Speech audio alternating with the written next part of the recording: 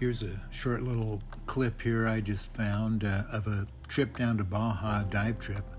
I think it's 1969 or so. We're down at Punta Banda at La Bufadora, the blowhole there, climbing all around the rocks as usual. There's Malcolm, myself, and a good friend, Mark Gammel, using something called an Aquanaut we borrowed from my uncle. It was basically a gas engine compressor, two 25-foot hoses that strapped onto this little rig you strapped onto your back with a specialized mask. I still remember on this trip seeing a migration of spiny lobster. There were hundreds of them on the floor and in single file just scurrying along. And here we are at camp, I think at Jolla Beach Camp at the base of the Estero Peninsula.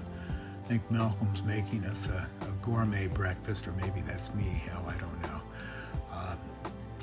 Enjoying the morning there. World War I surplus safari tent. Here's another spot we used to dive all the time called Three Sisters, or Tres Hermanos. The trail leads down the cliff down to the rocky beach down below, and the diving was pretty spectacular down there, very clear.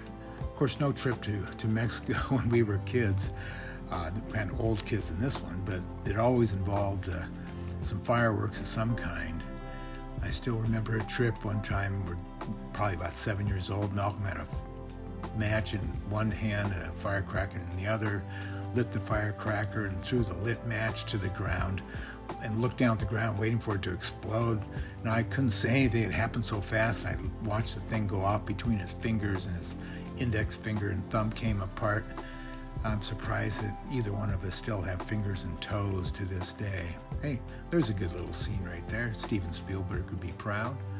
There's walking back to La Jolla campground here, and I think the thing ends here pretty quick with us pushing a car across the border.